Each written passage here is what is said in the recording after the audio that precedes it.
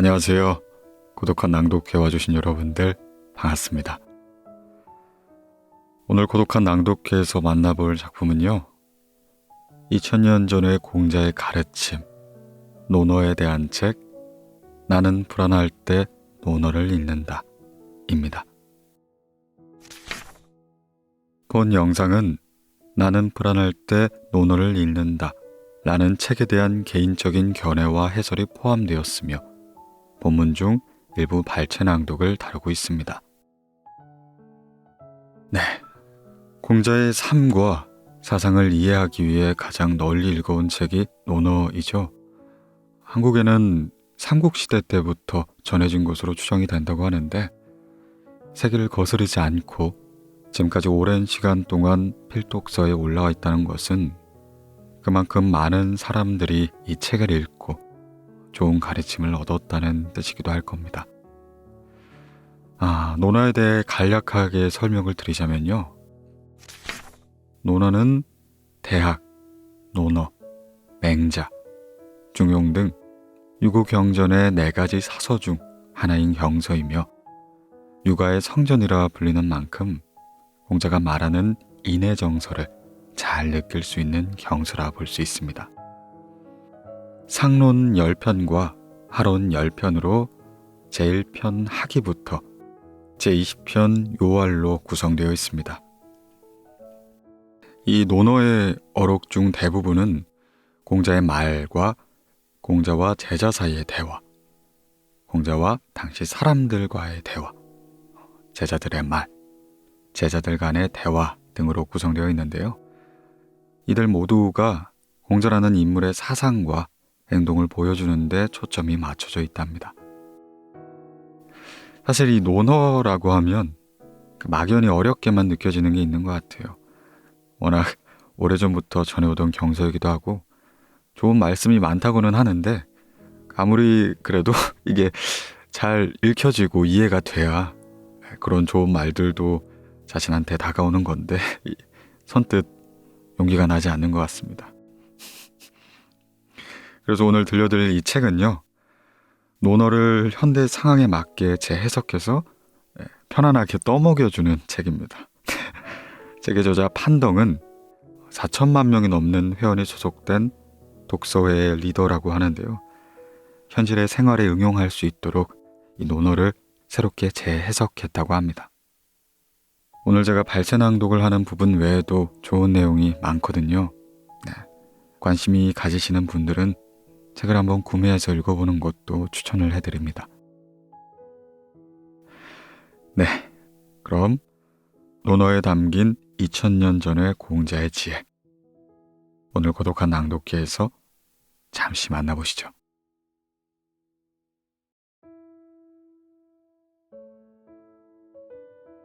오일 삼성 오신, 마음을 울리는 3가지 물음. 증자가 말하길 나는 매일 3가지로 자신을 반성한다.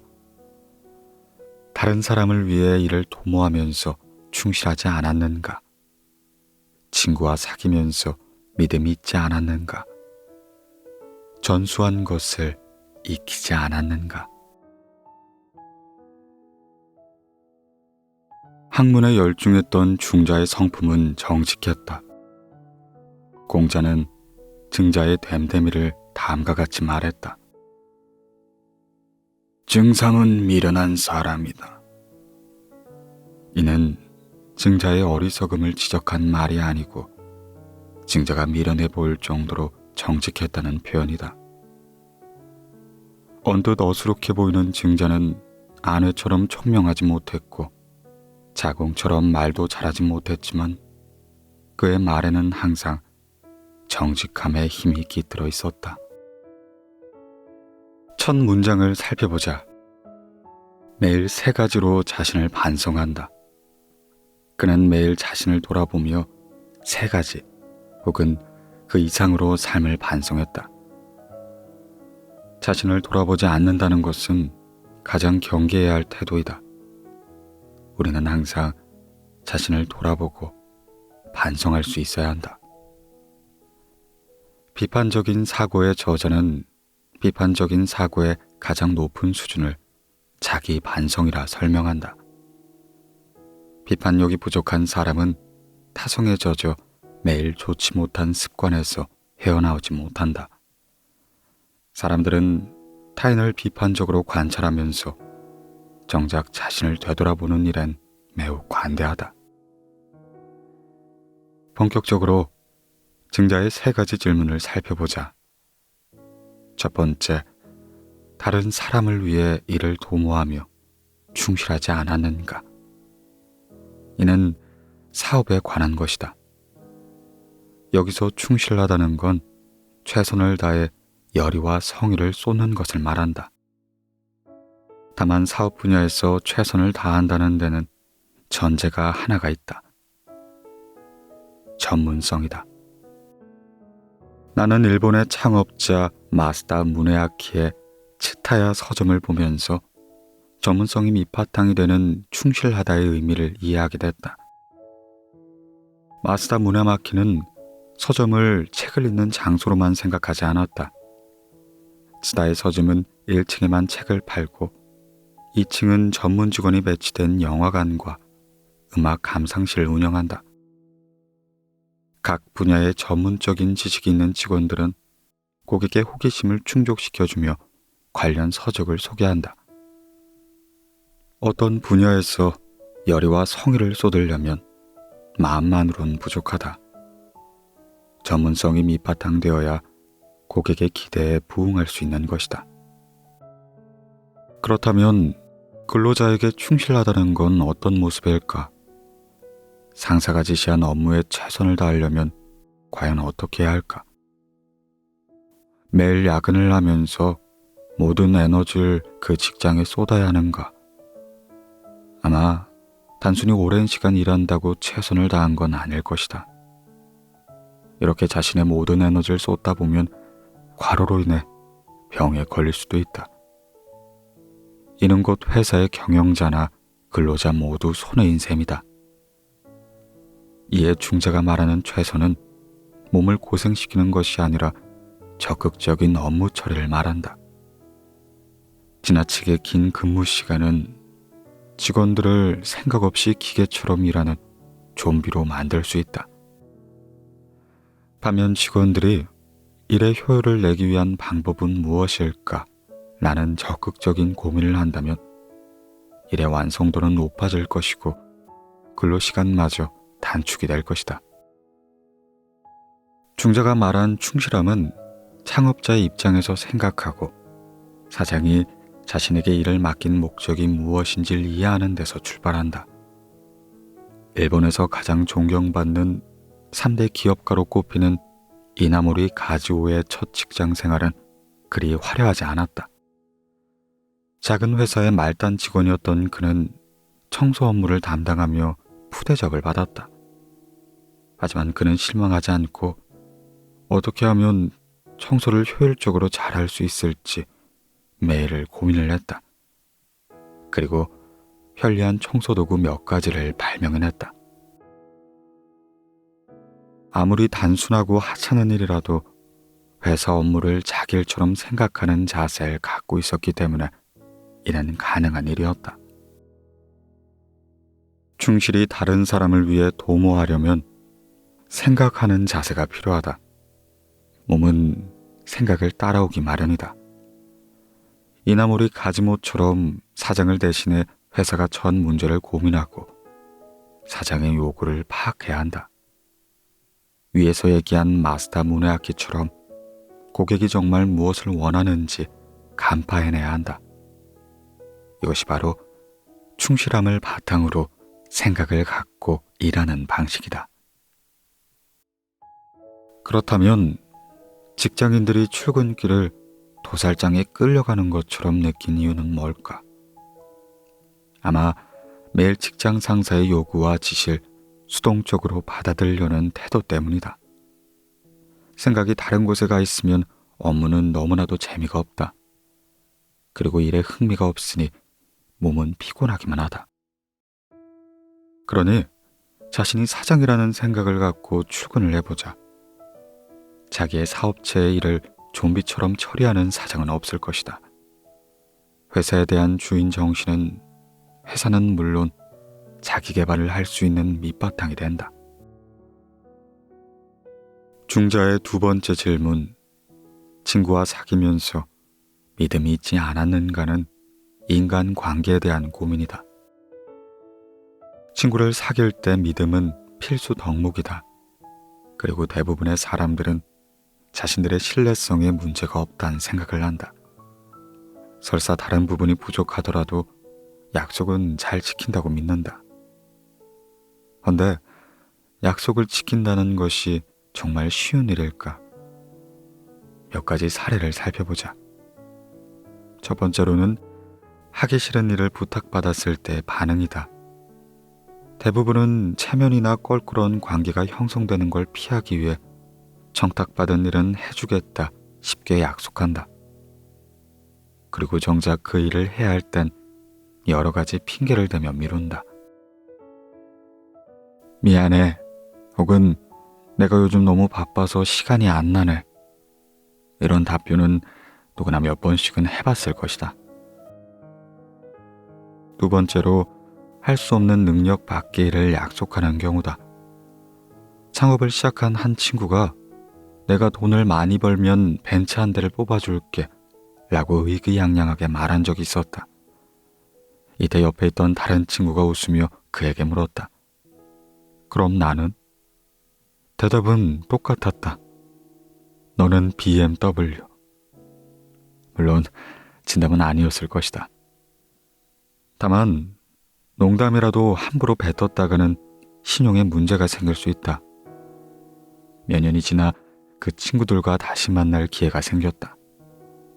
창업을 시작했던 친구는 사업을 접었는데 친구들은 예전에 농담조로 이야기한 자동차 이야기를 꺼냈다.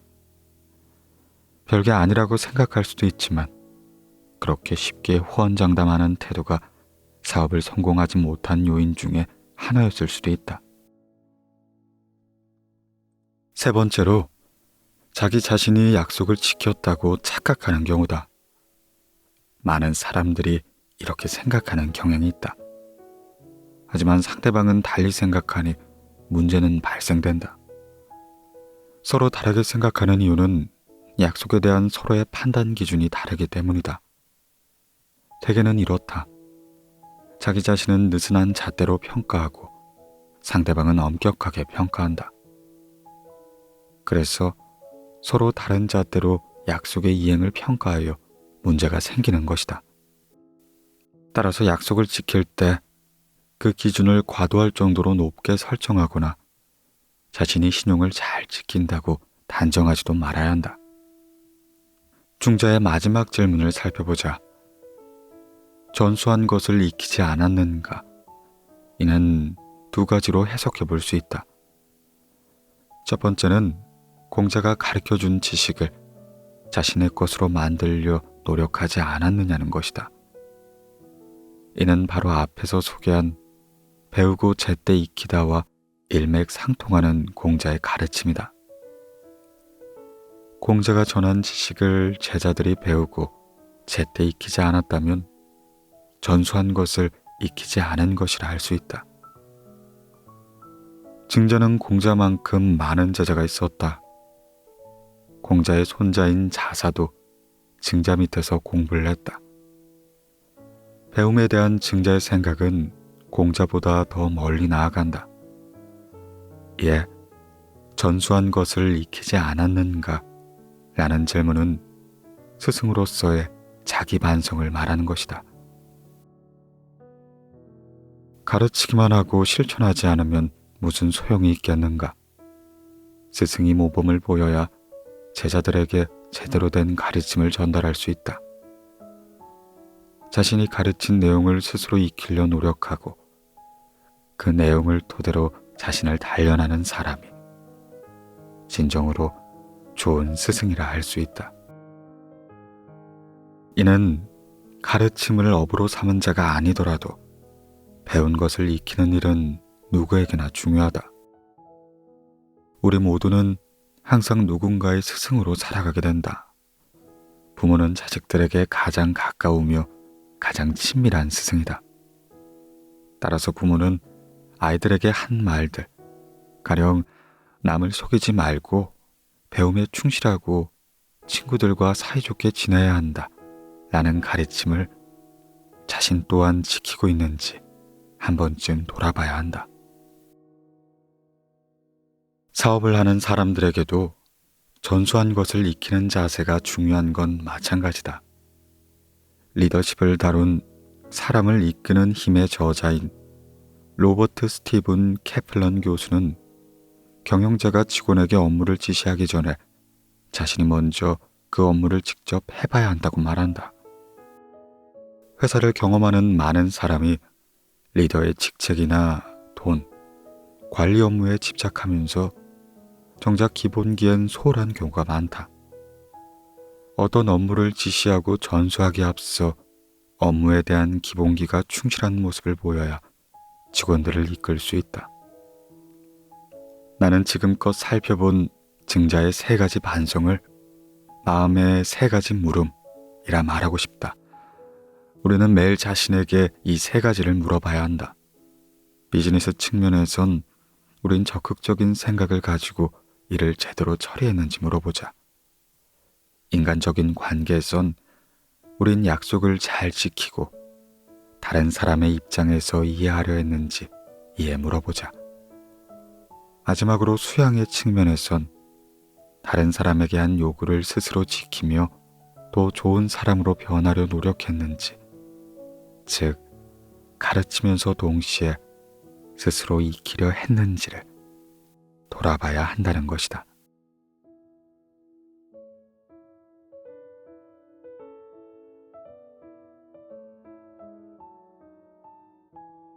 경사이신, 번잡한 마음을 정리하는 청소의 힘.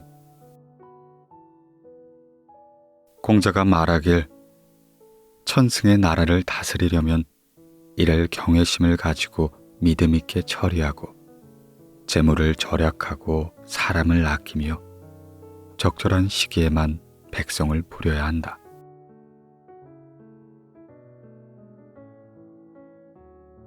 이 문장은 공자가 한 말이 아니라는 사람도 있다. 나는 이 문장의 진위를 가르기보단 이 말을 통해 배워야 할 요소를 다뤄보고자 한다. 천승의 나라는 전차 1000대를 보유한 나라를 말한다. 당시에 전차는 3명이 탈 수 있었고 한 대의 전차는 72명의 보병을 이끌었다.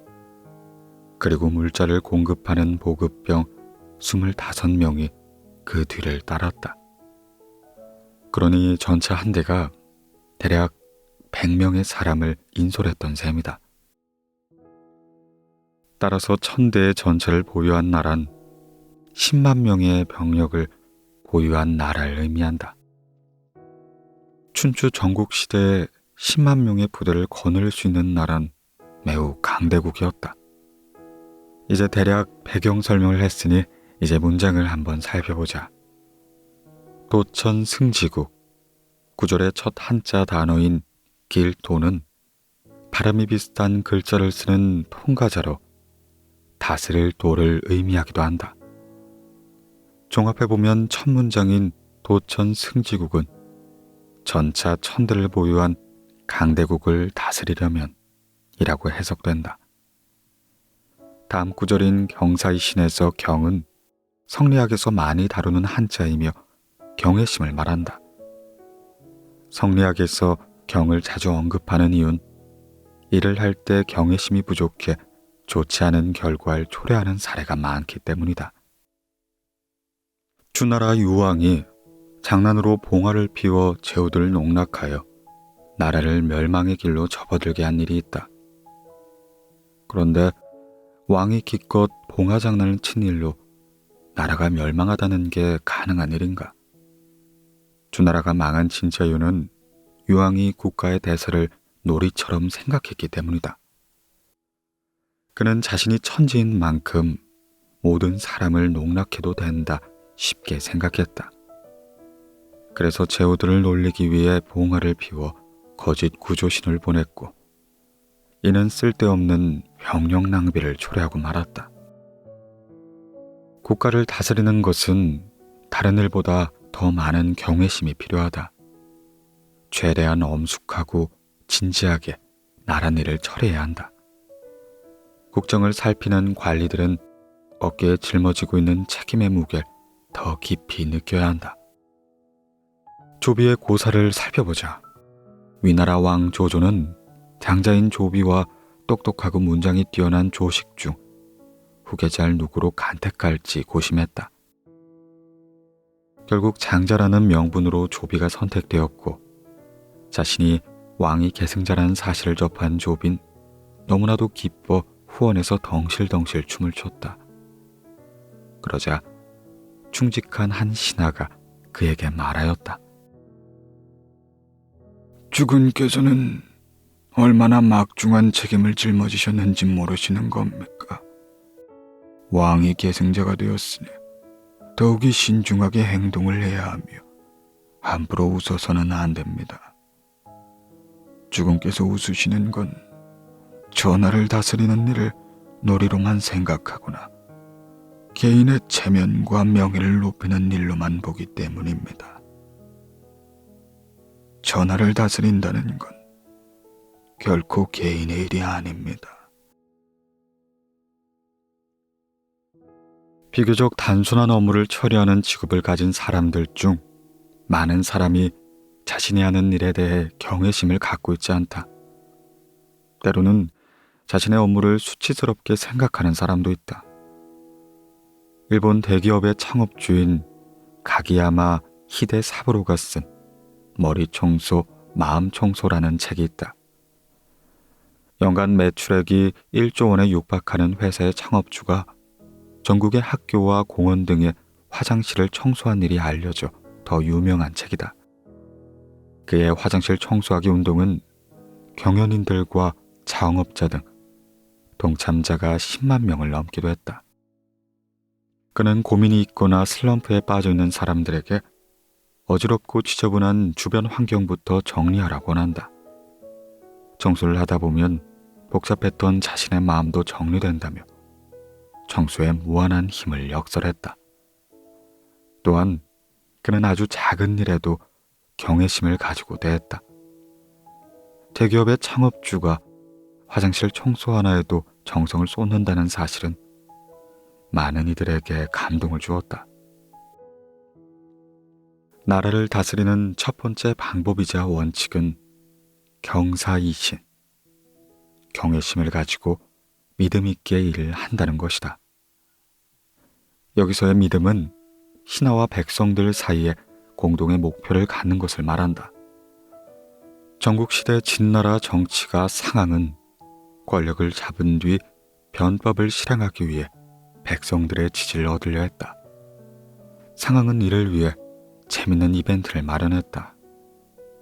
함양성 남문에 기둥을 세우고는 누구든 이 기둥을 북문으로 옮기면 황금을 주겠다 한 것이다. 다만 이 기둥을 옮기는 일은 너무나도 쉬워서 이런 하찮은 일 따위로 정말 황금을 줄 리가 없다 생각한 백성들은 이 이벤트에 응하지 않았다. 그러던 중 누군가 시험삼아 기둥을 북문으로 옮겼는데 상황은 실제로 그에게 황금을 하사했다. 그러다 보니 백성들은 상황을 신뢰하기 시작했다. 이처럼 단순한 일로도 백성과 상황의 신뢰관계가 이미 구축이 된 것이다. 다음에 나오는 재물을 절약하고 사람을 아낀다는 문장도 회사 운영의 중요한 관리 방법이다. 여기서 재물을 절약한다는 것은 회사 기금을 경제적으로 관리해 회사의 현금 흐름을 양호하게 유지한다는 뜻이다. 급속도로 성장하는 기업들 중 대출이 기하급수적으로 늘어나 결국엔 도산하는 경우를 많이 볼 수 있다. 이는 곧 회사의 재물을 절약하지 않았기 때문이다. 남의 돈은 은행 자금을 빌려 막무가내로 투자하다 수중에 돈이 남아있지 않다는 사실을 뒤늦게 발견하는 것이다. 고대 로마가 망한 이유 역시 지나친 사치 때문이었다. 스페인과 포르투갈 왕조도 모두 부유한 나라였지만 지도층은 전쟁에만 돈을 써버리고 투자할 생각은 하지 않았다. 이에 점차 국력이 쇠퇴해졌고 결국 네덜란드와 영국에 패권을 넘겨줘야 했다. 다음에 나오는 문장인 사람을 아낀다는 것은 백성을 대하는 마음 자세를 말한다. 아마 이 문장을 듣고 반문하는 사람도 있을 것이다. 사람이 중요한 건 당연한데 굳이 강조할 필요가 있을까? 라고 말하는 것이다. 하지만 역사를 돌이켜보면 사람의 중요성을 쉽게 망각하는 지도자들이 많았다. 중세를 암흑기라 부르는 이유는 그 시대의 지도자들이 신의 뜻만 추구하고 사람의 생명은 중요하게 생각하지 않았기 때문이다. 중세 유럽의 왕들은 걸핏하면 죄인들을 화형시키고 능지처참하며 광장의 사형식을 구경거리와 오락거리로 삼기도 했다. 이는 왕권이나 신권에 도전하는 사람들에게 대한 본보기를 보여주려 했던 것인데, 이와 같은 왕의 공포정치가 날이 갈수록 심해지자 백성들은 왕을 두려워한다기보단 그의 잔인성을 힐난하게 이르렀다. 인간의 폭력성에 대한 역사를 다룬 우리 본성의 선한 천사의 작가 스티븐 핑거는 인류의 휴머니즘에 대해 말한다. 저자는 과학적인 방법론에 입각해 역사적인 사례와 데이터를 보여주며 인류는 지금까지 무수히 많은 폭력적인 사건을 겪어왔지만 이 폭력의 양들은 점차 줄어들었다고 설명한다. 그는 인간의 선한 본성은 다른 모든 성향보다 강하기에 세계도 점차 인도주의적 세상으로 진화했다 말한다. 인간에게는 마땅히 다른 사람의 생명을 존중하는 선한 본성이 살아있다는 것이다. 공자는 2000여 년 전 재물을 절약하고 사람을 아껴야 한다며 인간의 선한 본성을 키우라고 말했다. 한 나라의 지도자들은 어떤 정책을 제정할 때 먼저 백성들은 어떻게 느낄지를 생각해 봐야 한다. 백성의 궁핍한 삶을 모르는 어떤 왕은 이런 말을 하기도 했다 전해진다. 아니, 밥을 먹지 못했다면 고기죽을 먹으면 되는 것이 아닌가? 물론 극단적인 사례이지만 백성들의 고통을 알지 못하는 위정자들은 현실과 동떨어진 정책을 펼치게 된다. 재물을 절약하고 사람을 아낀다는 문장이 가진 시대적인 의미는 지금도 통용된다. 회사 경영진들은 이를 결정할 때 직원들에게 어떤 영향을 미칠지를 고려해야 한다. 경영진이 재무제표만 보고 회사의 원대한 이상만 강요한다면 직원들은 아마 회사를 떠나게 될 것이다. 회사와 경영자, 직원들 모두 성장을 해야 비로소 성공할 수 있다. 마지막으로 적절한 시기에만 백성을 부려야 한다 라는 문장을 살펴보자. 고대 나라들은 규모가 비교적 작고 인구도 많지 않았다. 만약 궁을 확장하고 싶은 군왕의 마음속에 백성이 없다면 아무 때나 백성을 동원할 것이다.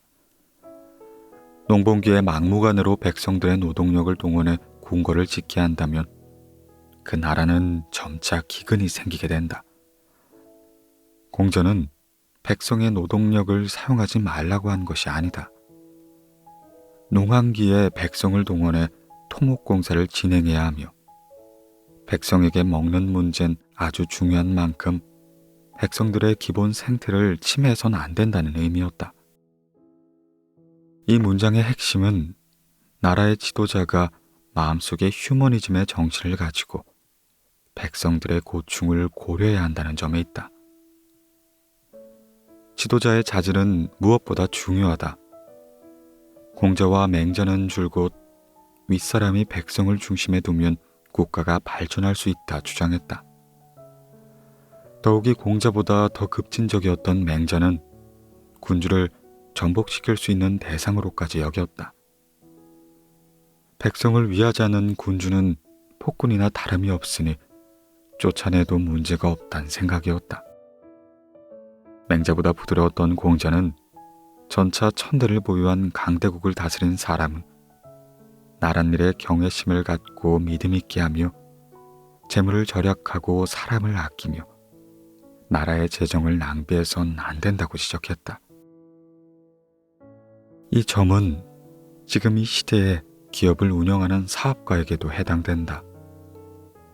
창업자는 현금 흐름의 중요성을 인식하고 재물을 절약해야 하며 직원들의 성장을 생각하며 사람을 아껴야 한다. 우리 모두 함께 마음속으로 읊어보자. 훌륭한 리더의 덕목들.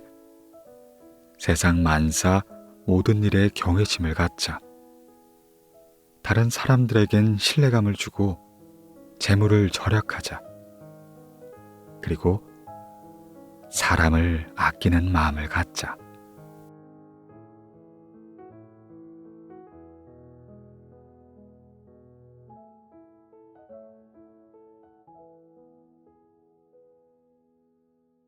행유여력, 직이학문.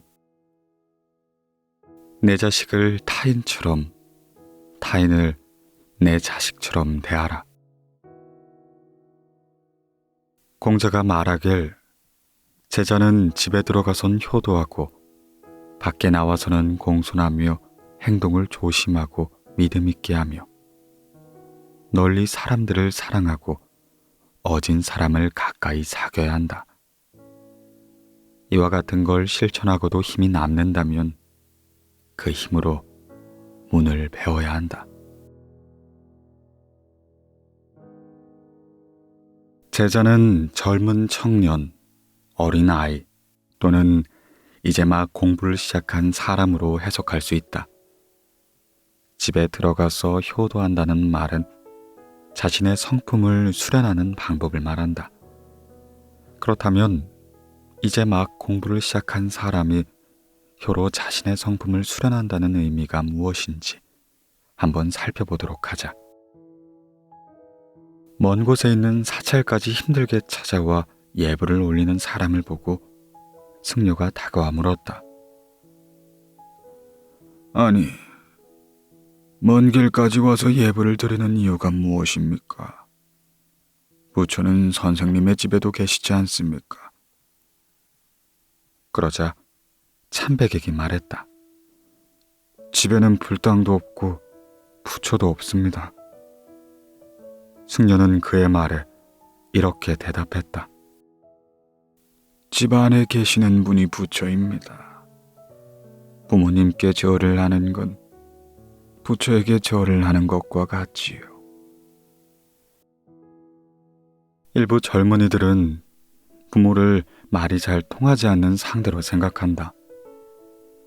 인터넷이나 젊은이들 사이에만 통하는 은어나 이야기들을 부모님들이 쉽게 이해할 수 없는 건 어찌 보면 당연한 결과다.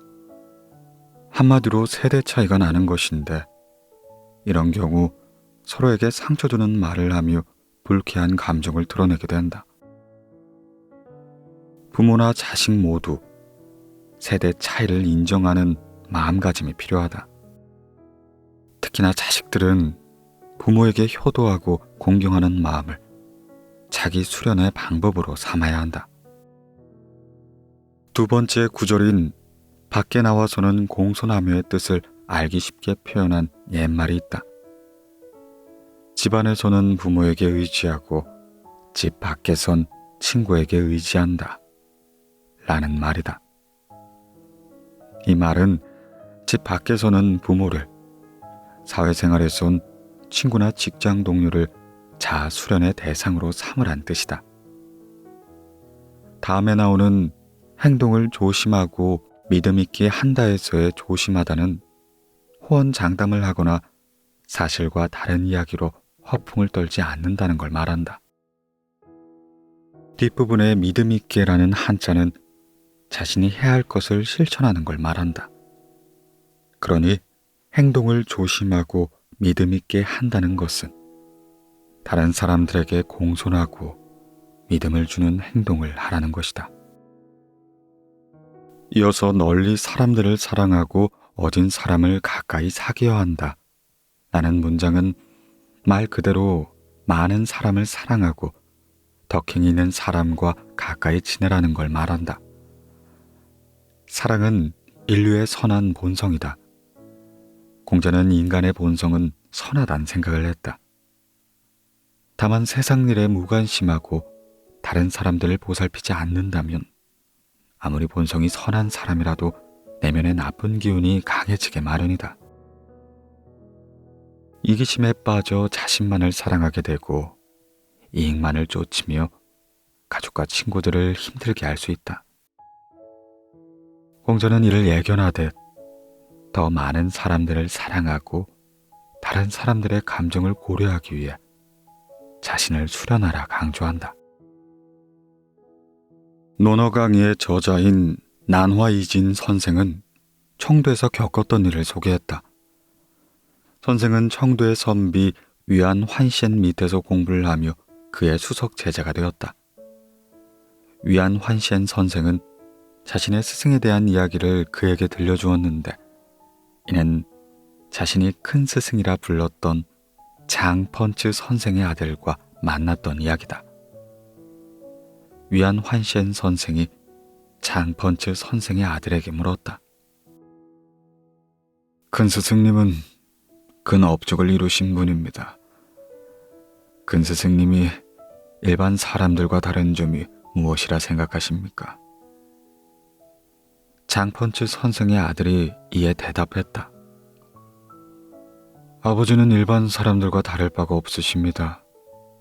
다만 아버지께서는 중생을 자식처럼 생각하시고 자식을 중생처럼 생각하십니다.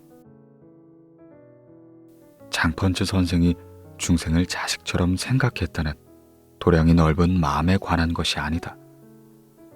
나는 자식을 중생처럼 생각했다고 했던 그의 엄격함에 마음이 흔들렸다. 다른 사람들을 자식처럼 대하는 것은 수련으로 도달할 수 있는 덕성이지만 자식을 중생처럼 생각한다는 것은 보통의 성인 군자가 아니라면 도달하기 힘든 엄정한 경지이기 때문이다. 나는 장펀츠 선생의 이야기를 듣고 반문해봤다. 과연 내 아들을 중생처럼 대할 수 있을까? 자신이 없었다. 모든 부모에게 자식은 그 누구보다 특별한 존재이기 때문이다. 하지만 공자가 말한 널리 사람들을 사랑하고 어진 사람을 가까이 사귀어야 한다는 문장을 가장 정확하게 실천하려면 세상의 모든 사람을 가족처럼 사랑하고 가족을 모든 사람처럼 차별 없이 대해야 한다.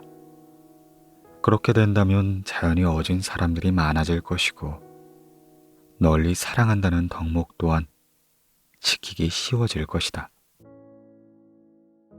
그러니 집에 들어가서는 효도하고 밖에 나와서는 공손하며 행동을 조심하고 믿음 있게 하며 널리 사람을 사랑하고 어진 사람을 가까이 사귀어야 한다. 라는 문장은 부모와 함께 그리고 다른 사람들과 이를 통해 자기 내면을 수련하여 계속 발전해 나가야 한다는 걸 말한다. 수련의 장소는 일상의 공간이다. 옛날에 유교를 배우려면 먼저 마당 청소부터 시작해야 했다. 마당을 깨끗하게 청소한 뒤에 사람과 삶을 어떻게 대해야 하는지, 상대방의 말을 어떻게 해야 하는지를 배우게 된다. 이 3년 동안 이렇게 배운 후에야 비로소 유교 경전을 읽을 수 있다. 자, 마지막으로 이와 같은 걸 실천하고도 힘이 남는다면 그 힘으로 문을 배워야 한다.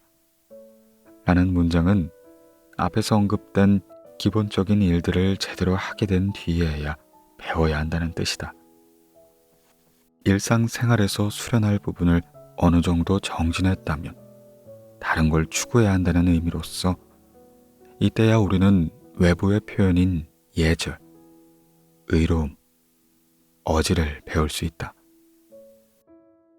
공자는 배움의 목적을 강조했을 뿐만 아니라 배움의 내용 또한 꽤 상세히 설명했다. 공자가 가장 강조했었던 것 중 하나는 예절이다. 공자는 예절을 배우지 않으면 바로 설 수 없다라며 예절 공부의 중요성을 강조했다. 그렇다고 해서 예절의 중요성만 반복해서 주장했던 건 아니다. 공자가 말한 6가지 예절인 6예는 기본적인 예절 교육 이외 음악, 궁술, 승마, 글쓰기, 수학이 합쳐진 것이다. 특히 공자는 시를 배우지 않으면 말을 할 수 없다 라는 말을 하며 시경의 중요성을 지적하기도 했다. 이 6가지 예절 교육을 배워야 비로소 학문을 두루 갖춘 어른이 될 수 있는 것이다.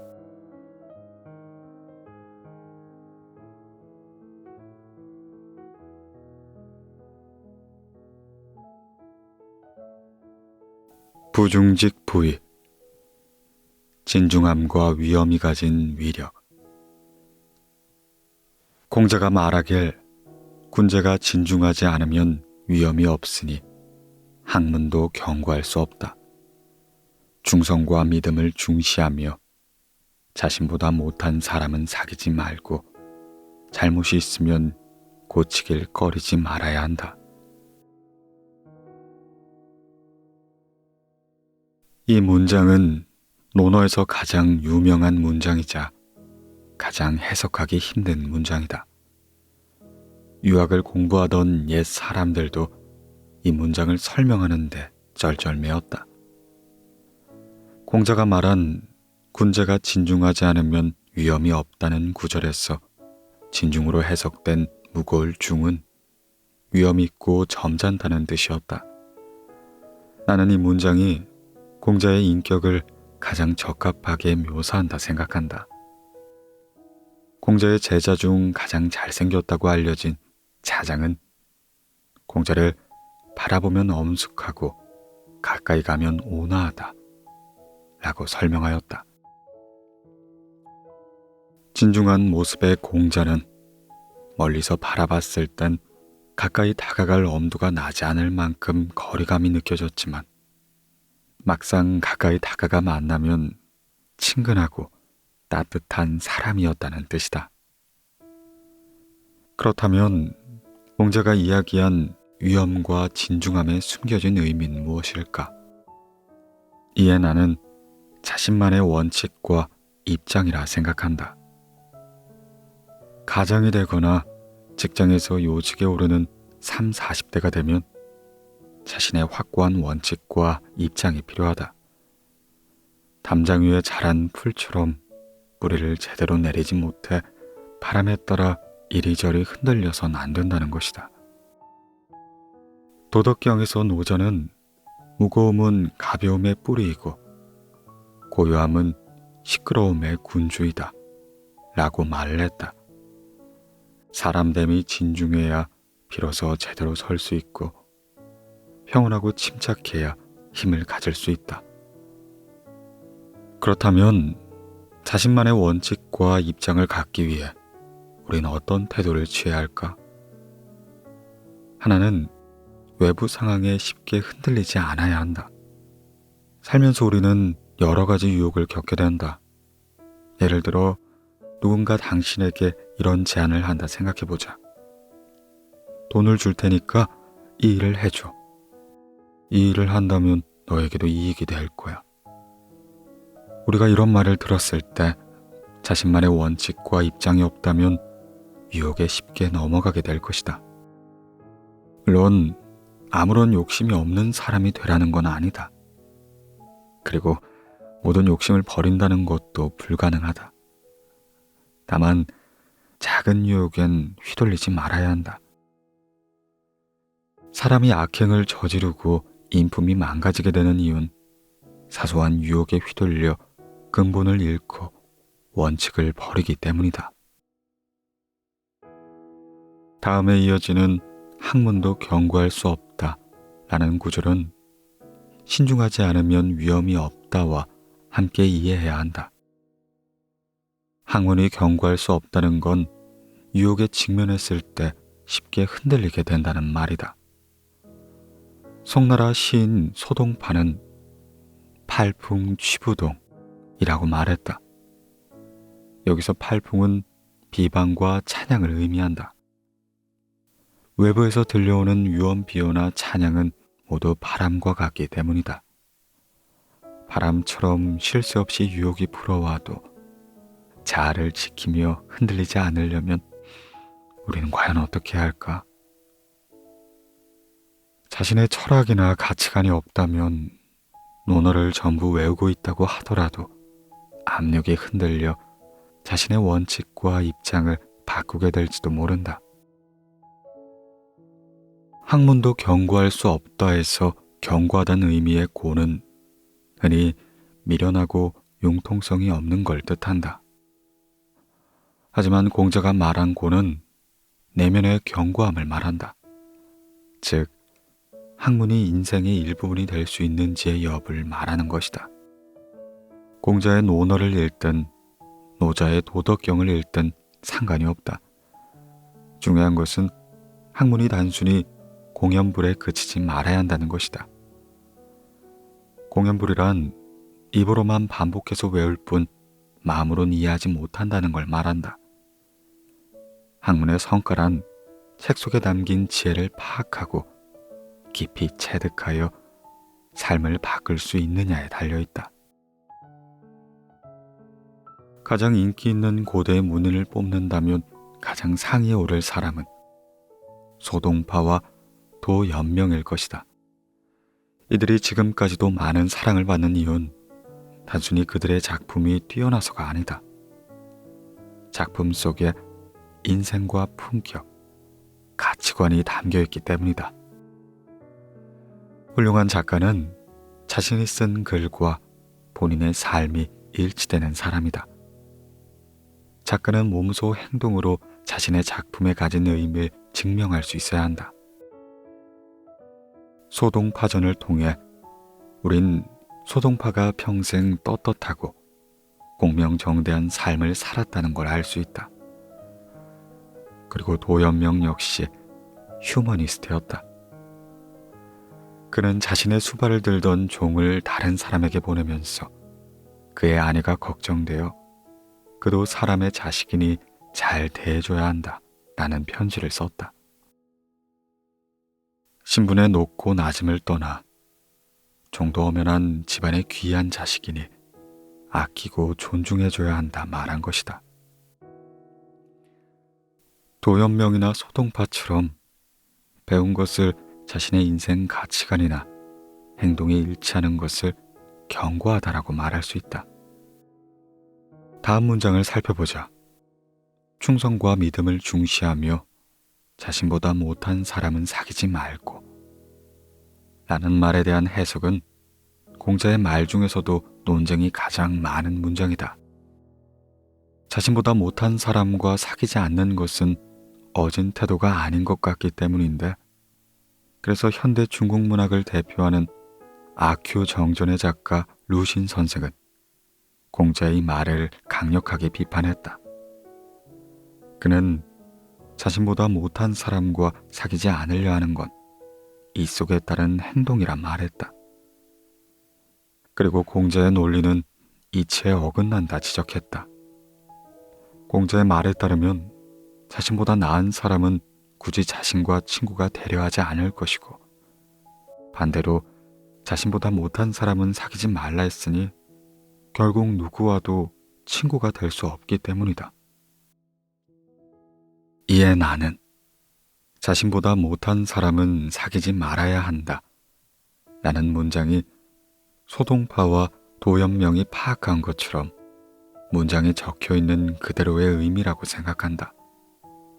다만 차이점이 있다면 나는 사귐이라는 문자를 능동적으로 사귀라는 뜻으로 이해하고 있다. 그래서 이 문장의 의미인 뛰어난 사람과 사귀기 위해선 능동적이고 자발적으로 노력해야 한다 라는 뜻이 된다. 공자는 멀리 낙양까지 찾아가 노자의 가르침을 청하고 사귀었으며 그를 존경하기까지 했다. 다만 운명이 가져다 준 자기보다 못한 친구를 내칠 필요는 없다. 자신보다 뛰어난 사람과 사귀려고 노력하면 그만이다. 그래야 뛰어난 사람들의 사상과 학문의 영향을 받아 자신을 계속 발전시킬 수 있다. 정리하면 자신보다 못한 사람과 사귀지 말고 라는 공자의 말은 친구 관계를 향상시키는 방법에 대한 이야기다. 사람이 평생 사귈 수 있는 친구의 수는 한정되어 있다. 따라서 우리는 자신을 계속 발전시키기 위해 의식적으로 인품과 지조, 교양을 두루 겸비한 사람과 가까이 지내야 한다는 걸 공자가 알려주고 있는 것이다. 주나라의 유학자 순자의 권학엔 이런 말이 있다. 쑥이 산밭에서 자라면 붙잡아주지 않아도 곱게 자란다.